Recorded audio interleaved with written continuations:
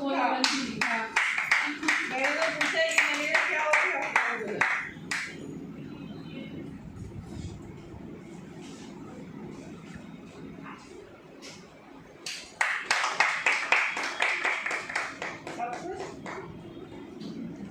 सुबह मैंने देखा था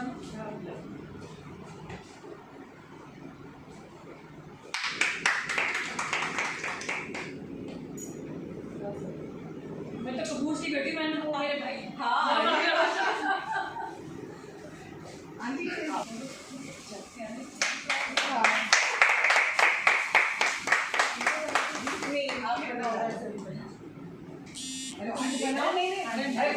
ये करवा चौथ में प्रदेश में इसलिए नहीं किया क्योंकि सबके प्रोग्राम सबके मुझे लगा इतने सारे हो रहे हैं तो मैं नहीं करूँ। हाँ सबके अपने एरिया में प्रोग्राम एरिया में होना ज़्यादा जरूरी है इसलिए महिला ठीक है दीदी एक चीज और मैं विंध्यवासिनी देवी से लाई थी आपके लिए। ये दे दो भाई। हाँ ये माता जी का आशीर्वाद है। हाँ ये दे दो। इसी के लिए मैं ज्यादा परेशान हो रही थी कि किसी तरह आप लोगों को मिल जाए तो। देखो हमने चप्पल भी उतारा। ओ यार बहुत बढ़िया थी आपने बताया।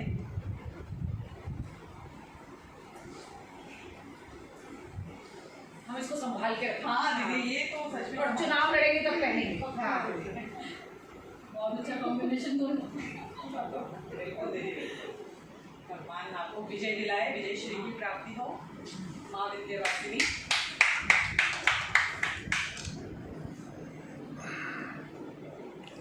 तो अब हमारे साथ भारतीय जनता पार्टी महिला मोर्चा दिल्ली प्रदेश की प्रवक्ता निशा तिवारी कपूर जी हमारे साथ हैं। आज इनके निवास पर एक कार्यक्रम रखा गया है जिसके अंतर्गत दिल्ली प्रदेश महिला मोर्चा की अध्यक्षा श्री योगिता सिंह जी पहुंची हैं। हम इनसे जानेंगे क्या कार्यक्रम था। तो स्वागत है आपका मैम मेरी दिल्ली मेरे शाम में। तो आज आपके निवास में जो कार्यक्रम रखा गया महिला मोर्चा की वरिष्ठ नेत्रियों द्वारा, तो क्या कार्यक्रम था? कार्यक्रम था जैसा आप जानते हैं करवा चौथ आने वाला है जो कि हम सभी महिलाओं का बहुत ही प्रिय बहुत ही विशेष त्यौहार होता है। बड़ा क्रेज़ होता है इसमें हम सभी को। तो भारतीय जनता पार्टी की जो हमारी महिला मोर्चा की अध्यक्षा श्रीमती योगिता सिंह जी आज मेरे आमंत्रित करने पर आज उनका हमारे घर पर प्रवास रहा और उनका मार्गदर्शन मिला। उन्होंने सभी बहनों को शुभकामनाएं दी और इच्छा जाहिर की कि हम सभी बहनें एकत्रित होकर एक मत होकर संगठन के लिए काम करें और इसी तरह भारतीय जनता पार्टी को ऊंचाइयों पर लेकर जाएं। आज आपके साथ यहाँ पे और महिलाएं भी थीं, तो उन्हें कैसा महसूस हुआ एकत्रित होकर? अच्छा लगता है। भारतीय जनता पार्टी की एक बहुत अच्छी परिपाटी है कि इसमें एकता बहुत है। जब समय आता है तो सब अपने अपने भाग्य की दावेदारी करते हैं, सब अपने अपना भाग्य आजमाने की रेस में रहते हैं, लेकिन संगठन के नाम पर सब एक होकर जो कार्य करते हैं वो मैंने आज तक और किसी राजनीतिक दल में नहीं देखा। योगिता सिंह जी एक ऐसी नेत्री हैं जो कि बिल्कुल जमीनी स्तर से ऊपर उठ के आई हैं। जी कहा जाता है उनके बारे में कि उनकी मेहनत दिखाई देती है कि दिल्ली प्रदेश में महिलाओं की वो आइडियल है। तो आपको उनके नेतृत्व में कार्य करके कैसे महसूस होता? वो आप जो कह रहे हैं वो 100% बिल्कुल सच है। वो बहुत ही साधारण लेकिन एक बहुत ऊंची सोच वाली महिला हैं, सभी का भला चाहती हैं और जो सबसे अच्छी उनकी बात है सादगी के साथ साथ वो एक न्यायप्रिय नेता हैं और शायद वही चीज़ इनको आज यहाँ तक ले आई है और आगे भी उन्हें बहुत आगे तक लेके जाएगी। और जिस तरह से आपने कहा कि उनके मार्गदर्शन में काम करने का मुझे क्या आनंद आता है, तो मैंने ये स्पष्ट महसूस किया है कि जिस तरह से उन्होंने मेरे साथ न्याय किया है और अन्य बहनों के साथ भी न्याय किया है, अगर ये न्याय की परिपाटी चलती रही तो राजनीति में बहुत अच्छा समय आ सकता है। कहा जाता है कि किसी भी टीम के लिए अध्यक्ष जो होता है उसके साथ एक महत्वपूर्ण भूमिका में होता महामंत्री या उनकी बात रखने वाला प्रवक्ता जी।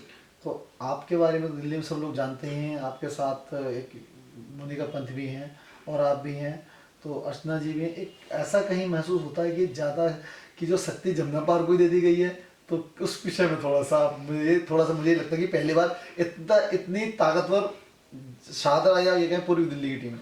देखिए ये तो एक मैं क्या कहूँ, मतलब ये बात है कि यहाँ पर कार्यकर्ता बहुत अच्छे हैं, मेहनती आप ये ज्यादा कह सकते हैं, आप ये हैं, कह सकते हैं। मेहनती ज्यादा हैं। और आप ही लोग कहते हैं कि मेहनत का विकल्प नहीं है, तो हो सकता है कि भाई सभी लोगों ने अपनी मेहनत से ये जगह बनाई है और इसलिए उनको ये जगह मिली है। आगे भी मैं शाहदरा जिला के लिए बहुत शुभकामनाएं देती हूँ कि इसी तरह से अच्छे अच्छे कार्यकर्ता निकल के आते रहें। तो मुझे कहीं ऐसा महसूस होता है कि आप लोगों का जो जोश है, ये कहीं उत्साह है कि अगर महिलाएं जितनी ज़्यादा इस बार चुनाव लड़ेंगी तो ज़्यादा से ज़्यादा महिलाएं आपकी ओर से जीत के आती हैं। आप बिल्कुल सही कह रहे हैं, क्योंकि भारतीय जनता पार्टी का हर कार्यकर्ता, चाहे वह पुरुष हो या महिला हो, सब लोग बहुत मेहनत करते हैं और अपनी सेवा भावना रखते हैं जनता के प्रति।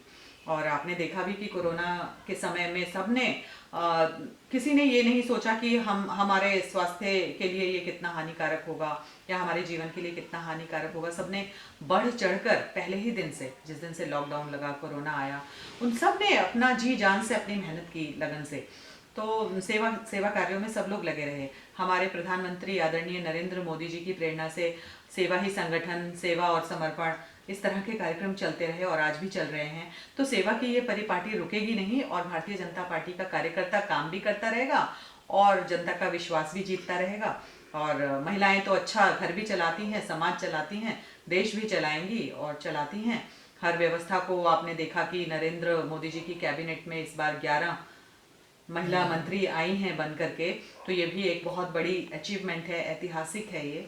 तो हम महिलाओं के लिए बड़े सौभाग्य की बात है कि हम दिन प्रतिदिन हम अपनी जगह बना रही हैं। घर से ऊपर उठाया है हमें नरेंद्र मोदी जी ने, हम उनका भी आभार प्रकट करना चाहेंगे और इसी तरह हम आगे बढ़ना चाहेंगे। ये थी हमारे साथ निशा जी। इन्होंने बताया कि किस प्रकार भारतीय जनता पार्टी दिल्ली प्रदेश की महिलाएं कार्य कर रही हैं। ये एक, मैं कहूँगा कि एक बहुत बड़ा सामंजस्य है कि पूर्वी दिल्ली के अंदर जो, जिसे कहते हैं कि अपनी बात रखने वाला जो प्रवक्ता होता है, वो बहुत महत्वपूर्ण भूमिका निभाता है, चाहे वो किसी भी संगठन में हो। अब हम निशा जी हों, चाहे अर्चना जी हों, चाहे मोनिका पंत हो, ये सभी यानी कि पूर्वी दिल्ली के अंदर आते हैं। तो मुझे लगता है कि जहाँ तक इस बार भारतीय जनता पार्टी जब मैदान में महिलाओं को उतारेगी तो ज़्यादा से ज़्यादा सीटें ये लेके आएंगे और पहले से ज़्यादा ताकत से ये मुकाबला करेंगे निगम चुनाव का। इन्हीं शुभकामनाओं के साथ मैं गोपाल राजपूतकरण विदा लेता हूँ। मेरी दिल्ली मेरी शान के लिए मैं गोपाल राजपूतकरण, कैमरामैन सुरेंद्र शर्मा के साथ मैं निशा तिवारी कपूर, भारतीय जनता पार्टी महिला मोर्चा दिल्ली प्रदेश प्रवक्ता। आप सभी को बताना चाहती हूँ कि मेरी दिल्ली मेरी शान एक बहुत ही लोकप्रिय चैनल है, जो कि महिला मोर्चा दिल्ली प्रदेश भारतीय जनता पार्टी के कार्यक्रमों को और हम सभी के कार्यक्रमों को बहुत ही शालीनता से दिखाता है, प्रस्तुत करता है। और मैं इनके इस कार्य के लिए इनको बहुत बहुत बधाई, बहुत शुभकामनाएं देती हूँ और सभी बहनों से ये अपील करना चाहती हूँ कि हमें ऐसे चैनल को अवश्य ही एक मौका देना चाहिए जो हम सभी का साथ देता है और हमारे हर कार्यक्रम को, हर कार्य को बहुत ही शालीनता के साथ प्रस्तुत करता है। अंत में मैं मेरी दिल्ली मेरी शान चैनल के लिए उज्जवल भविष्य की कामना करती हूँ और आप इस चैनल को ज़्यादा से ज़्यादा लाइक करें और सब्सक्राइब करें।